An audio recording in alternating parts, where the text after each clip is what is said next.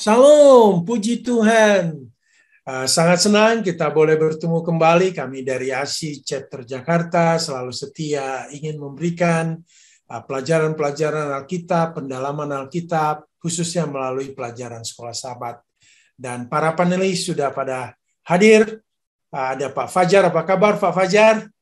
Puji Tuhan, kabar baik Pak Darwis, diberkati seluruh pemirsa dimanapun saudara berada. Amin. Ada Pak Tobing tentunya, apa kabar Pak Tobing? Puji Tuhan, kabar baik Pak Darwis. Demikian juga doa kita terhadap semua pemirsa. Semoga kita dalam lindungan Tuhan selalu. Tentu yang tidak asing lagi Pak Adri Kaunang. Apa kabar Pak Adri?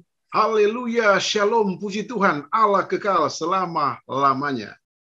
Baik pemirsa yang selalu kami hormati, yang selalu memberikan saran-saran maupun feedback ke kami, terima kasih, dan kami coba selalu mencatat nama-namanya. Mungkin belum semua boleh kami utarakan, tetapi Tuhan menolong agar kiranya kami selalu setia mencatatkan nama-nama Bapak Ibu sekalian.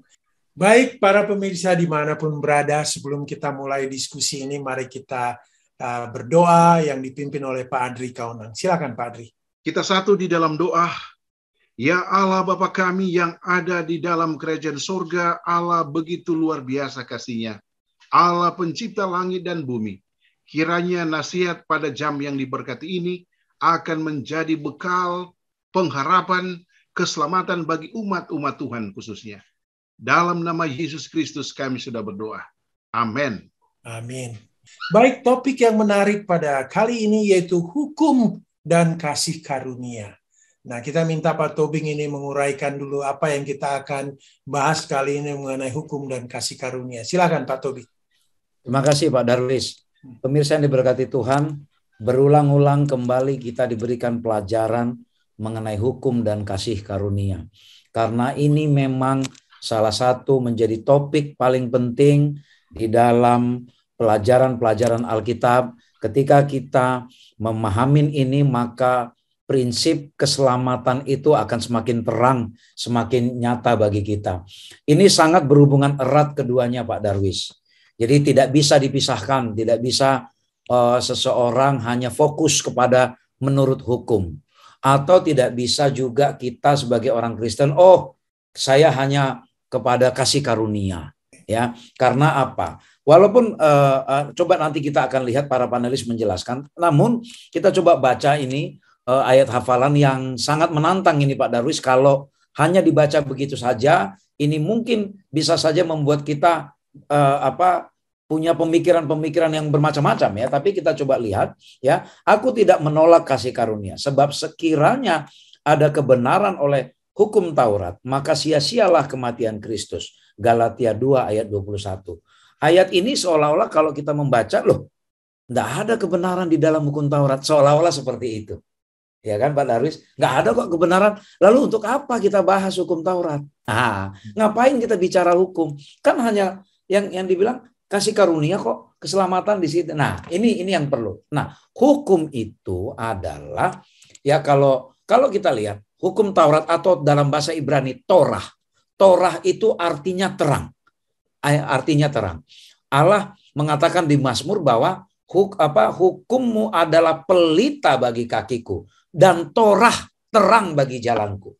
Artinya kalau kita di dalam kekristenan ini Pak Darwis tidak mau tersandung, tidak mau nabrak-nabrak jalan, kita harus punya lampu yang menerangi, yaitu Torah. Itulah hukum Taurat itu. Ya, itulah hukum Taurat. Artinya memang tidak ada keselamatan di dalam hukum Taurat. Artinya bukan hukum Taurat yang menyelamatkan kita. Betul, yang menyelamatkan kita kasih karunia. Tetapi hukum adalah hukum yang menerangi adalah ekspresi dari kasih karunia itu. Jadi bukti bahwa kita menerima kasih karunia, kita akan melihat atau menerima apa terang yang menuntun kita kepada kasih karunia itu.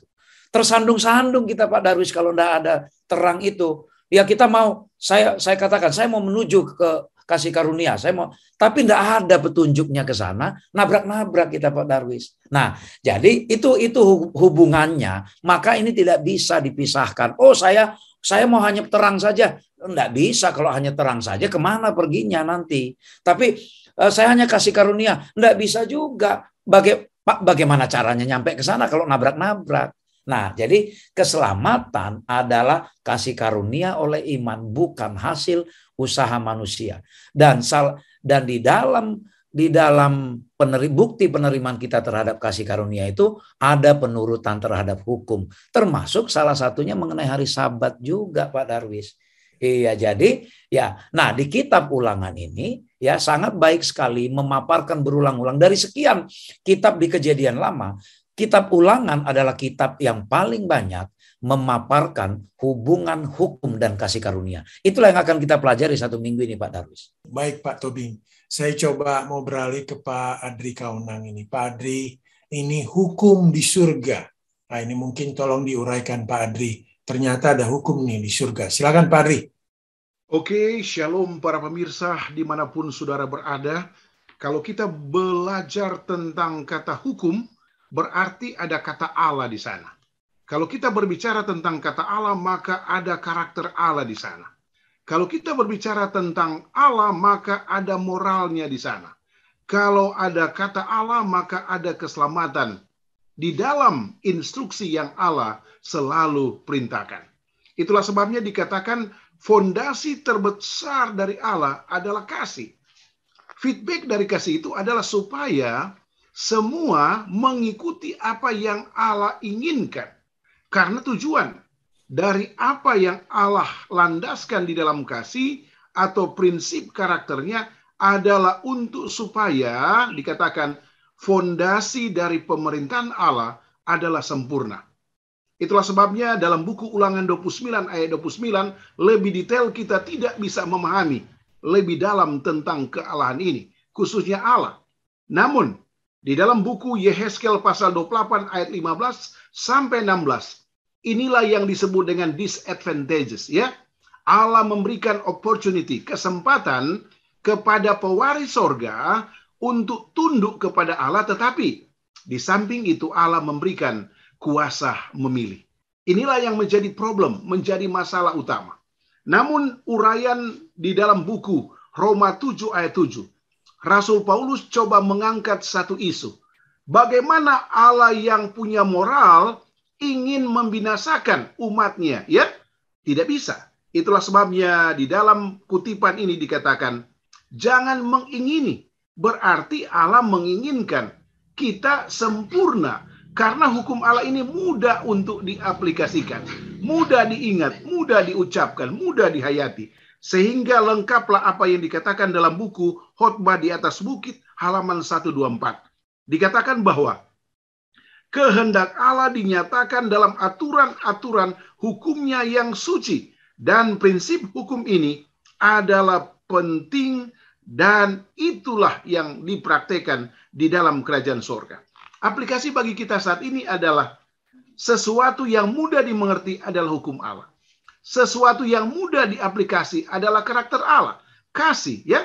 Itulah sebabnya ada filosofi mengatakan kasih agape, kasih eros, kasih phileo, dan banyak kasih lagi. Kalau kita berfokus kepada fondasi nomor 1, kasih agape, maka yang lainnya bisa kita lakukan secara positif. Istri saya, saudara-saudara saya, anak saya, diartikan bahwa mari kita lihat fondasi kasih dari Allah adalah mudah untuk dimengerti.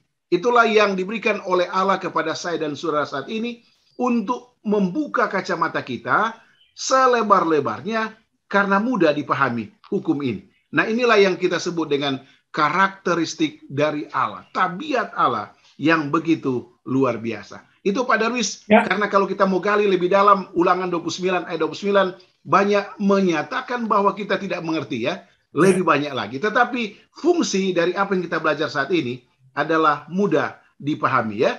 Oke, terima kasih Pak Darwis. Iya, ini kan bicara mengenai kebebasan, Pak. Apa yang harus kita lakukan, Pak, agar kebebasan moral yang diberikan kepada kita itu jangan sampai disalahgunakan, Pak Adri? Oke Pak Darwis, menunjuk kepada buku Yosua pasal 6. Jadi, lihatlah pada hari ini ya. Artinya begini Pak Darwis, kalau setiap hari kita punya lifestyle, ingin dan rindu untuk mempelajari firman Allah, maka pandangan rohani kita akan konsisten ya untuk memandang kepada Allah ya. Itulah sebabnya pelajaran ini ditujukan kepada dua pihak, kepada orang Israel secara Old Testament dan kepada kita sebagai orang-orang Israel yang ada saat ini. Mana yang kita pilih? Karena ini adalah applicable, mudah dipahami, mudah dimengerti, dengan catatan rajin berdoa ya, mengundang kuasa Roh Kudus dan pengertian-pengertian lainnya. Itu Pak Darwis yang tertarik atau yang menarik dari pertanyaan hamba Tuhan Pak Darwis. Ya, terima kasih Pak Adri. Saya mau beralih ke Pak Fajar ini. Pak Fajar, Ya Pak Darwis. hukum dalam kitab Ulangan. Nah, ini kita coba dalami ini mengenai hukum dalam kitab Ulangan. Silakan Pak Fajar. Terima kasih Pak Darwis. Ya. Pada pelajaran yang hari Senin ini tentang hukum dalam kitab Ulangan itu diberikan kepada bangsa Israel oleh Musa. Jadi pada waktu mereka akan memasuki tanah perjanjian ini, sekali lagi Musa memberikan satu nasihat-nasihat yang terbaik kepada bangsa Israel untuk menurut kepada perintah-perintah Tuhan. Memang kita menyadari bahwa bangsa Israel itu tidak bisa melakukan upaya sendiri untuk menyelamatkan mereka dari tanah Mesir. Namun ini ada satu usaha, merupakan satu berkat daripada Tuhan untuk membawa keluar bangsa Israel ke tanah perjanjian atau tanah Kanaan ini. Ini merupakan satu kasih karunia daripada Tuhan terhadap bangsa Israel yang sudah dipilih. Atau artinya bahwa Tuhan itu tetap komitmen dengan perjanjian kekal antara Abraham, Ishak, dan Yakub untuk membuat satu bangsa yang besar ini, yaitu bangsa Israel, menjadi satu umat pilihannya. Nah, begitu juga dengan kita. Kita juga tidak memiliki satu upaya sendiri untuk bisa menyelamatkan dari dosa ini. Kita membutuhkan Tuhan Yesus yang sudah mati di atas kayu salib ini. Nah, sekarang apa sih hubungannya itu ya, hukum dengan kitab Ulangan ini? Bahwa sekali lagi Musa memberikan satu saran untuk menuruti hukum-hukum atau perintah-perintah Tuhan karena mereka sudah diselamatkan terlebih dahulu oleh Tuhan, diselamatkan dari bangsa Israel. Jadi ada satu kaitan yang sangat begitu erat antara hukum Taurat, hukum yang diperintahkan oleh Musa untuk dituruti oleh bangsa Israel dengan kasih karunia daripada Tuhan sendiri kepada mereka.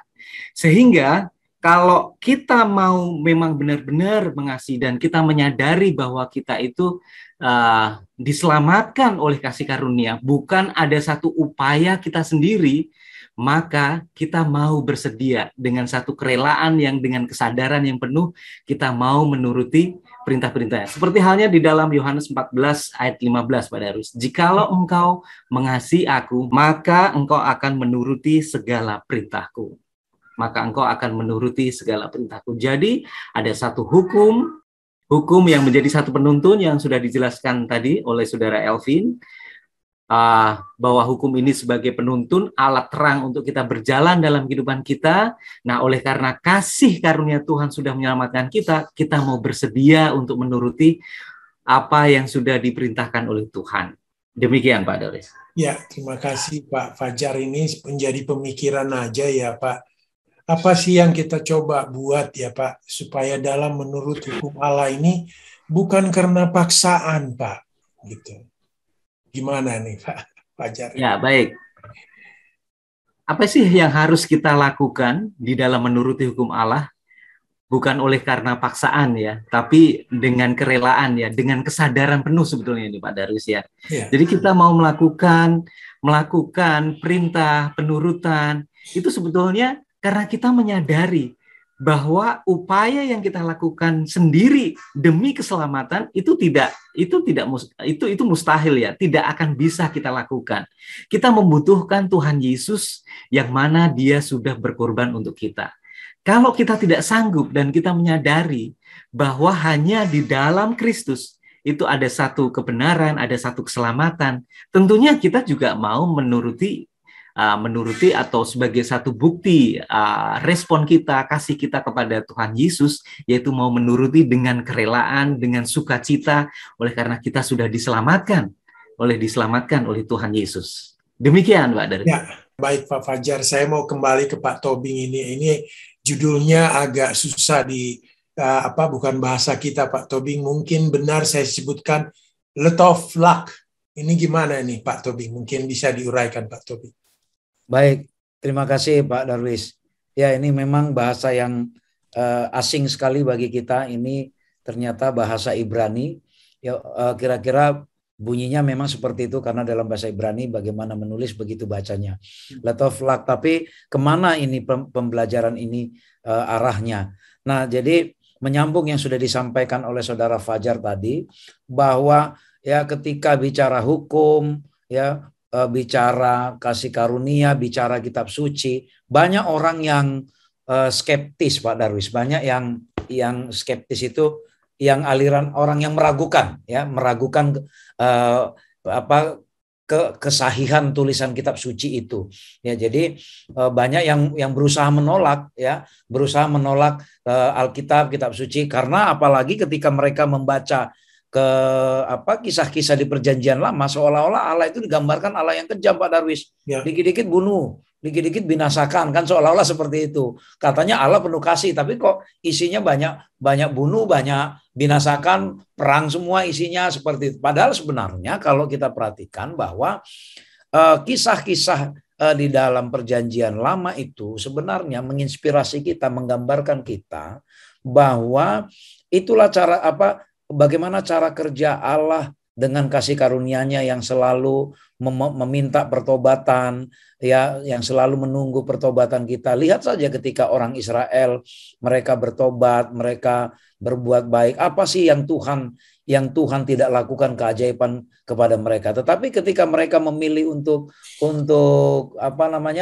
menjauh, tidak melakukan tidak menunjukkan bahwa mereka menerima Allah melalui perbuatan, melalui penurutan terhadap hukum, mereka menjadi bulan-bulanan bagi bangsa lain. Nah, sekarang kita melihat fokus pelajaran kita hari ini kan di Ulangan 10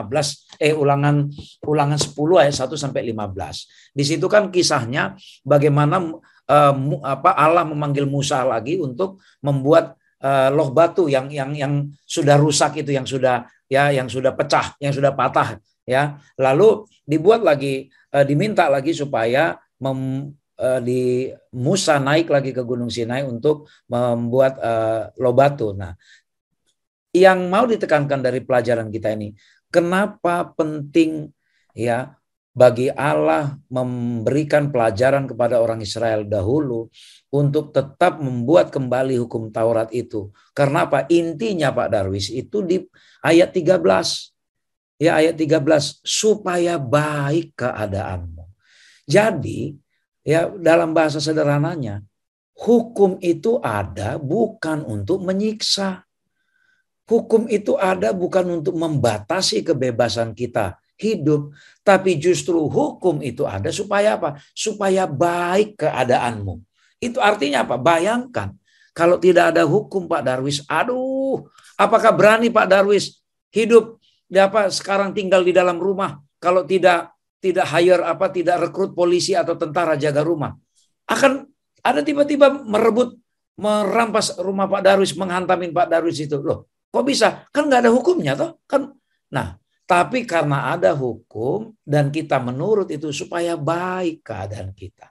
Jadi kalau ada orang bilang, saya mau terima kasih karunia tapi hukum tidak berlaku, bagaimana kita hidupnya baik, ngaku terima kasih karunia tapi tidak mau diatur hidup baik? Tidak mungkin. Nah, itulah ringkasan dari lot of luck di dalam pelajaran ini. Kalau dalam bahasa lain, lot of luck ini ada makna lain lagi, yaitu untuk to fulfill untuk memenuhi, jadi menyempurnakan hidup kita. Jadi hukum itu to fulfill, menyempurnakan hidup kita. Kalau kita tidak hidup menurut hukum, tidak sempurna hidup kita, berantakan, hancur-hancuran kita, Pak Darwis. Itu menjadi inti pelajaran hari ini, Pak Darwis. Iya, Pak Tobing. Jadi pemikiran juga ini. kita kita lakukan agar baik keadaan kita itu kita dapatkan juga, tapi tentunya kita mendapatkan keselamatan juga ini Pak Tobing. Iya. Sama seperti Allah kita, Allah yang penuh kasih.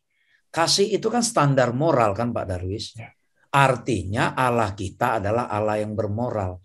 Maka hukum itu adalah standar moral. Supaya baik keadaan kita, moral kita juga harus baik. Apa patokan moral kita? Itulah hukum yang Tuhan sudah berikan.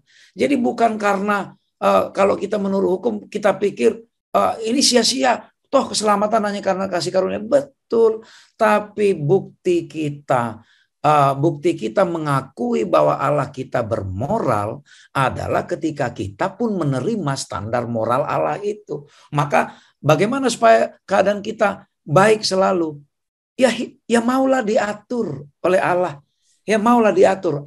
Apa batasan aturan-aturan Allah? Ya hukum itu. Itulah batasannya. Bukan perasaan kita. Hukum yang dari Allah itulah aturannya. Ketika kita ikutin itu ya di dalam iman, maka hidup kita baik keadaannya. Dan kita pun menuju kepada keselamatan yang sempurna. Itu Pak Darwis. Ya, baik Pak Tobing. Saya mau kembali ke Pak Adri Kaunang. Pak Adri, seorang budak di Mesir.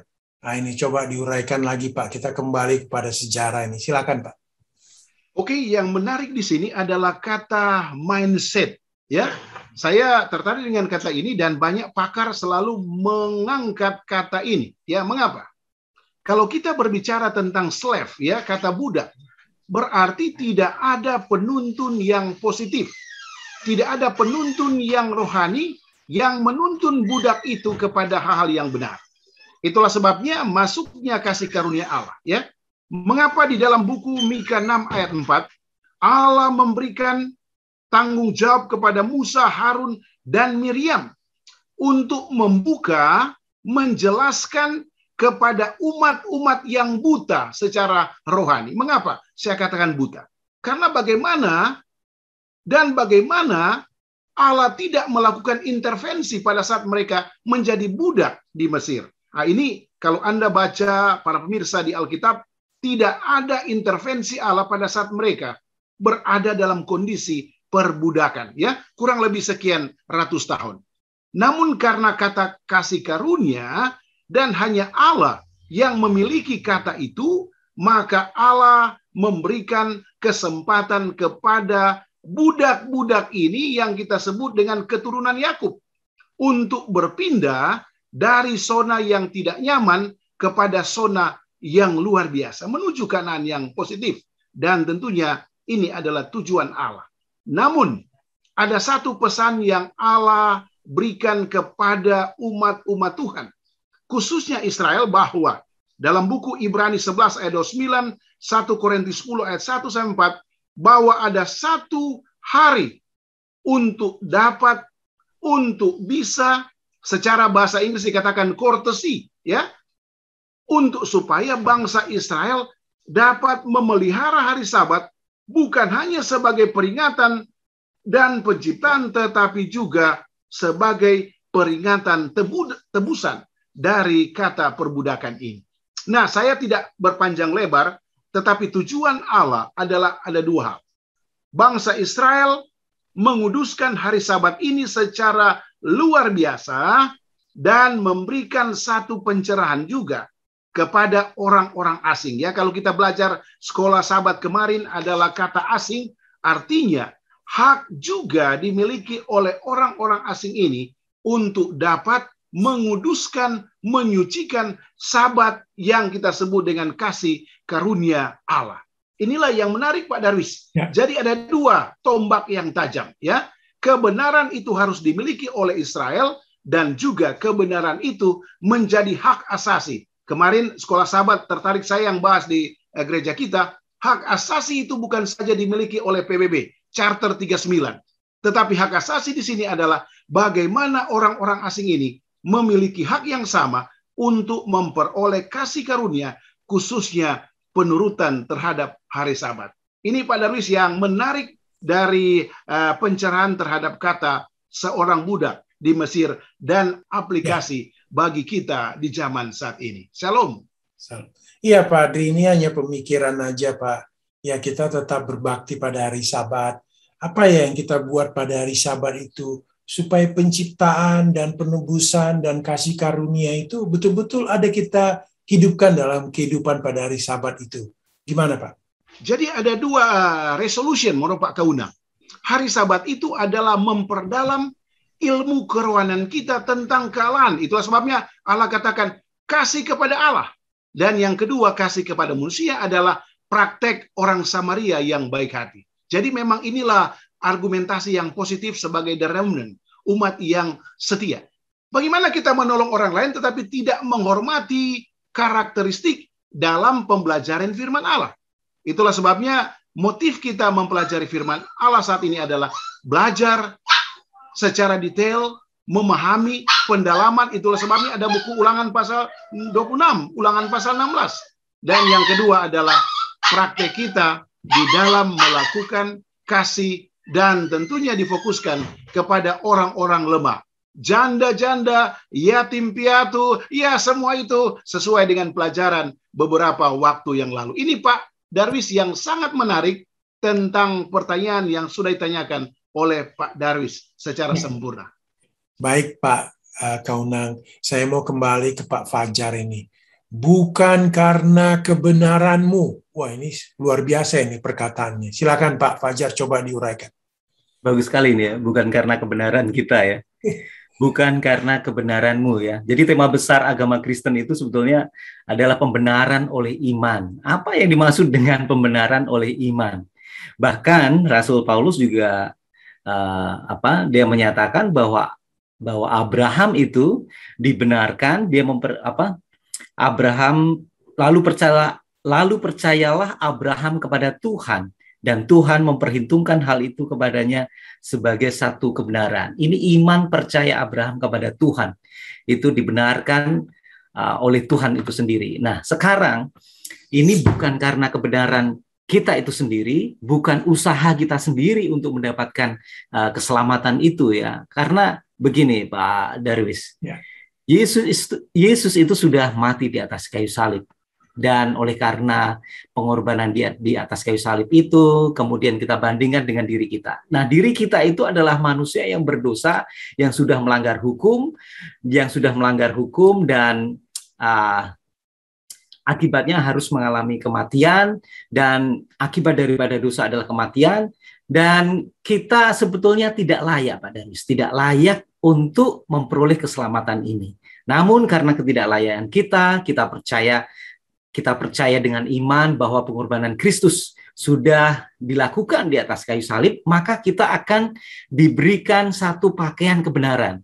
Jadi pakaian kebenaran. Tuhan Yesus yang tidak melakukan satu perbuatan dosa, dia dibenarkan oleh karena perjanjian kekal dan dia sudah melewati masa-masa tersebut dan memang dia adalah seseorang yang layak ya. Tuhan yang layak untuk memberikan kebenaran kepada manusia yang sudah jatuh di dalam dosa. Dia memberikan kita pakaian kebenaran sehingga kita dapat dibenarkan di hadapan Tuhan.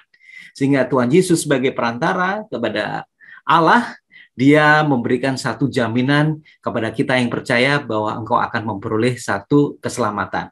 Nah, kalau kita lihat dari sini bahwa sebetulnya bukan karena usaha kita sendiri ya, karena ini merupakan salah satu perjanjian kekal pada zaman dahulu. Kita akan coba lihat dari 2 Timotius 1 ayat yang ke-9. Kita akan lihat bahwa 2 Timotius 1 ayat yang ke-9 itu dijelaskan dialah yang menyelamatkan kita dan memanggil kita dengan panggilan kudus, bukan berdasarkan perbuatan kita, melainkan berdasarkan maksud dan kasih karunia-Nya sendiri yang telah dikaruniakan kepada kita di dalam Kristus Yesus sebelum permulaan zaman. Ya. Jadi ini merupakan salah satu dari usaha daripada Tuhan kita ya, bahwa sejak zaman permulaan itu sudah dinyatakan. Dia memberikan satu perjanjian yang kekal, dan tindakan kita kan belum ada ya. Tindakan kita baru pada waktu kita hidup di atas dunia ini. Pada zaman yang dahulu sebelum permulaan zaman kita belum ada. Oleh karena itu bukan karena perbuatan kita dibenarkan, tapi karena kebenaran yang diberikan oleh Tuhan, karena sejak zaman dahulu itu sudah dinyatakan. Jadi kita itu tidak diselamatkan oleh karena kebenaran kita, jasa-jasa kita sendiri, melainkan itu kita dibenarkan oleh karena jasa daripada Tuhan, kita diberikan pakaian kebenaran oleh Tuhan Yesus kita yang sudah mati di atas kayu salib. Demikian, Pak. Ya, baik Pak Fajar. Jadi timbul pemikiran ini Pak Fajar, apakah kita tetap perlu menurut walaupun hal itu tidak menyelamatkan kita, Pak? Ini kembali pertanyaan klasik yang selalu mungkin kita tanyakan. Silakan Pak Fajar. Iya, tentunya bukan karena perbuatan kita akan memperoleh satu keselamatan ya Pak Darwis ya. Karena bukan jasa-jasa kita, melainkan jasa daripada Tuhan Yesus di atas kayu salib. Nah, apakah perlu kita masih menuruti kalau hal itu tidak menyelamatkan kita? Nah, tindakan kita maupun perbuatan kita, penurutan kita Pak Darwis, itu sebagai wujud ekspresi kita sebagai ekspresi cinta kasih kita kepada Tuhan.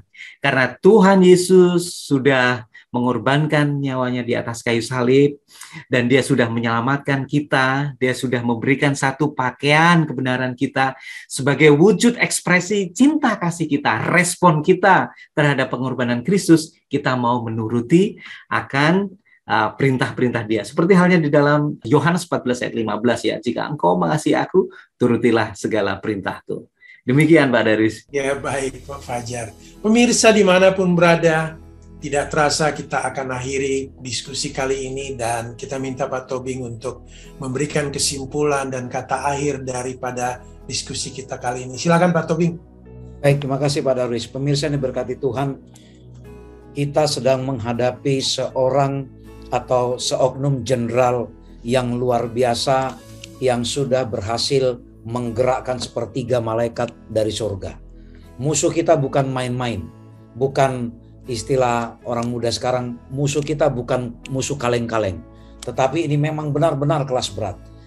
Dialah yang membuat kita jatuh ke dalam perhambaan dosa. Dia yang membuat kita menjadi hamba. Oleh karena itu tidak ada usaha apapun yang bisa kita buat untuk mengangkat diri kita itu ya, untuk keluar statusnya, keluar dari status hamba itu, kecuali ada pihak yang menebus kita. Nah, Allah yang menciptakan seluruh alam semesta ini, ya, Dia yang menguasai alam semesta ini. Pelajaran kita mengatakan ada 2 triliun galaksi yang Tuhan ciptakan, dan masing-masing galaksi bisa berisi 100 miliar bintang. Ya, ini luar biasanya. Artinya kasih Allah itu, kekuasaan Allah itu meliputi semua alam semesta, termasuk menguasai kepada jumlah bintang banyaknya 200 sekstiliun. Ya, ada 21 nolnya. Ya, 200 sekstiliun. Nah, artinya apa? Tidak ada yang perlu kita khawatirkan mengenai keselamatan kita. Tidak ada yang perlu kita takutkan mengenai keselamatan kita. Ya, karena apa? Karena Allah mengendalikan semuanya. Allah sudah mati bagi kita. Tapi sebagai makhluk yang sudah ditebus dari perhambaan dosa, ya, mari kita memancarkan kasih Allah itu melalui apa? Melalui penurutan kita terhadap standar moral Allah. Semua ciptaan alam, semua ciptaan Tuhan di alam semesta ini tunduk kepada Allah. Pergerakan bintang-bintang semua ikut. Apalagi kita juga manusia yang hanya untuk kita lah Allah mati. Kita pun harus tunduk kepada standar kasih Allah itu. Kasih karunia telah mendahului Tuhan berikan kepada kita. Bukti penerimaan kita kepada kasih karunia itu. Mari kita hidup menurut standar kasih Allah. Supaya apa? Supaya baik keadaan.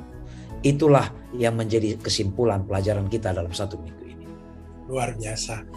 Terima kasih Pak Tobing, terima kasih Pak Fajar, terima kasih Pak Adri. Saya kira kita mempunyai diskusi yang luar biasa.